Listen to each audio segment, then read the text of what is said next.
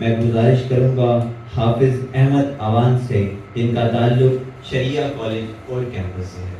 حافظ احمد عوان۔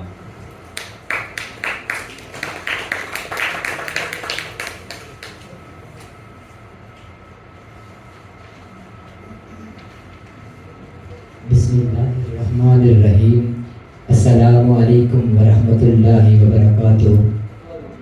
مجھے آج جس موضوع پر لب کشائی کرنے کا موقع ملا ہے وہ ہے سیرت محمدی صلی اللہ علیہ وآلہ وسلم اور مکمل ضابطۂ حیات۔ مشعل سیرت سرکار جلا رکھی ہے، مشعل سیرت سرکار جلا رکھی ہے، مشعل سیرت سرکار جلا رکھی ہے، شرط ہم نے بھی زمانے سے لگا رکھی ہے، اور میں زمانے کے اصولوں کی طرف کیا دیکھوں احمد، اور میں زمانے کے اصولوں کی طرف کیا دیکھوں احمد، میں زمانے کے اصولوں کی طرف کیا دیکھوں احمد، شرط ہم نے بھی زمانے سے لگا رکھی ہے۔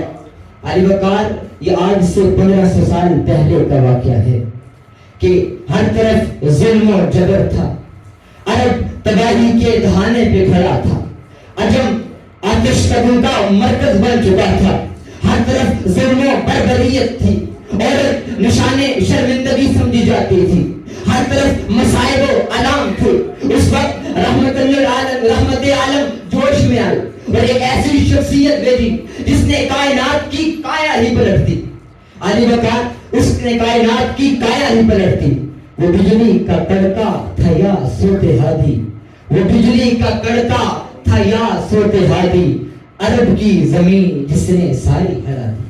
علی وقار، یہ وہ شخصیت جس نے نبوت کا دعویٰ تو بعد میں کیا، مگر اپنے عمل و کردار اور سیرت سے اپنے دشمنوں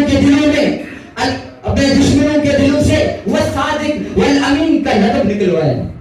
علی وقار، یہ وہ شخصیت ہے جس کا عمل کردار ہمیشہ کے لیے قائم و دائم رہا۔ علی وقار، یہ وہ شخصیت ہے جو عملی ہے، جس کی شخصیت اور زندگی میں انسانی سطح پر کام تھا۔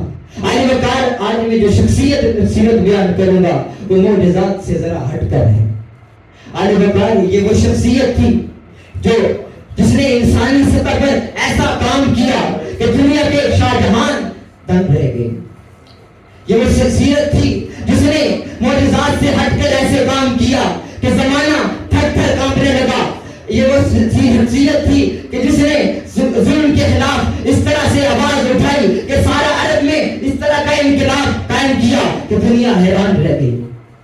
علی وقار، جب طائف کے یہ نبی، اس نبی کی سیرت ہے کہ جس کے لیے قرآن کبھی والضحیٰ، کبھی یا ایھا المزمل، کبھی یا ایھا المدثر کہے، مگر طائف کے میدان کا وہ منظر جب جسم لہو لوہان تھا، جب جسم خون سے بھرا ہوا تھا، اس وقت فرشتہ اللہ کے حکم سے، رحمت ربانی کے حکم سے اس کے سامنے کھڑا حکم کا انتظار کر رہا تھا، مگر رحمت عالم دیکھیے اس وقت بھی اس سیرت و شخصیت کے بیٹر کے منہ سے اللہم اہد قومی فإنہم لا یعلمون نکلا۔ علی وقار، سوال پیدا ہوتا ہے آخر ایسا کیوں؟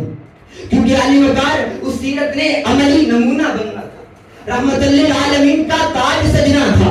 علی وقار، یہ سیرت کا پیکر کبھی غریبوں، یتیموں اور بے سہاروں کا سہارا بنتا ہے، کبھی کوئی دیوانی عورت ہاتھ پکڑ لے تو میلوں سفر کرتا ہے اور اس کی طرف مسکراتا ہے۔ یہ وہ سیرت و کردار ہے کہ اگر کوئی بدو چادر سے کندھا مبارک زخمی کر دے تو وضاحی کا الیہ فرماتے ہیں۔ یہ وہ سیرت ہے کہ جس سے ہم آشنا ہیں، مگر یہ وہ سیرت ہے کہ جس نے طرح طرح کی تکالیف دیکھی، مسائب دیکھے، مشکلات دیکھی، مگر معجزہ نہیں دکھایا۔ علی وقار، یہ وہ سیرت تھی کیونکہ اس سیرت اور شخصیت نے عملی کردار بننا تھا، عمل بننا تھا۔ اس سیرت نے پوری زندگی سب کے لیے وہ حیات مکمل ضابطۂ حیات بننا تھا۔ یہ وہ سیرت تھی کہ اگر کوئی شوہر کہے تو اس کے لیے خدیجہ اور عائشہ کا شوہر، فاطمہ کا بابا کا شوہر، فاطمہ کے بابا اور حسنین کے نانا سیرت بنے۔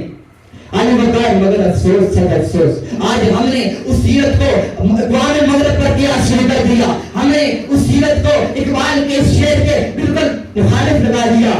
کہ وہ خاص ہے ترکیبیں قوم رسول ہاشمی. علی وقار ہم نے اب قیاس اقوام مغرب پہ ہم نے کیا, مگر اقوام مغرب کا مائیکل ہارٹ جب 100 نمبر کتاب لکھتا ہے تو اس میں ٹاپ آف دی لسٹ محمد کو رکھتا ہے صلی اللہ علیہ وسلم. تو اس نے تو قیاس اقوام مغرب پہ تو نہ کیا, اس نے قیاس ہمارے اور آپ کے پیارے نبی